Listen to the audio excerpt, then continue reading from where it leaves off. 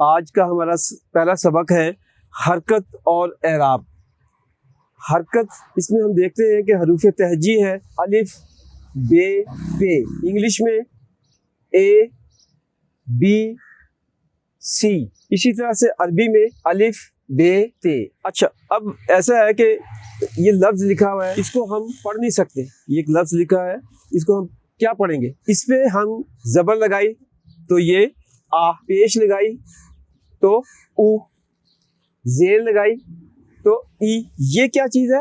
یہ ہے حرکت، جس سے ہمیں لفظ کو پڑھنے میں آسانی ہوتی ہے کہ لفظ کیا لکھا ہوا ہے۔ اور اسی طرح سے لفظ ہے، اس میں یہ ہم نے لگایا کتابن، اس سے پھر ہمیں جو یہ ہم نے جو آخری لفظ لگایا ہے اس پہ، اس سے ہمیں سمجھنے میں آیا کہ لکھا کیا گیا۔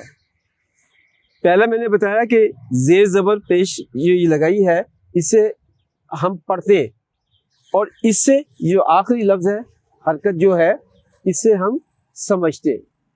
تو حرکت اور اعراب میں یہ فرق ہے کہ جو یہ ہم زیر زبر وغیرہ لگاتے ہیں یہ ہے حرکت، اور یہ جو آخری لفظ ہے جس سے ہمیں لفظ کو پڑھنے میں آسانی ہوتی ہے وہ ہے اعراب۔ اب آگے جو ہے فاعلی، مفعولی اور اضافی لفظ ہے ضرب حامد محمودن، یعنی اس میں ضرب مارا،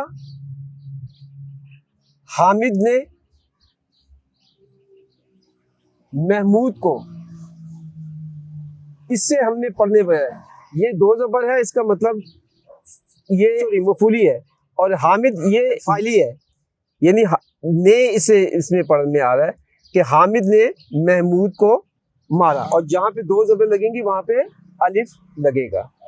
ضرب حامد محمودن، مارا حامد نے محمود کو۔ اللہ تعالی ہمیں یہ سیکھنے کی اور سمجھنے کی اور آگے اس کو پھیلانے کی توفیق عطا فرما، اور اس میں جو غلطیاں ہوئی ہیں، جو کوتاہی ہوئی ہیں، اللہ تعالیٰ اس سے ہمیں محفوظ رکھ، شیطان کے شر سے محفوظ رکھ، آمین سبحان۔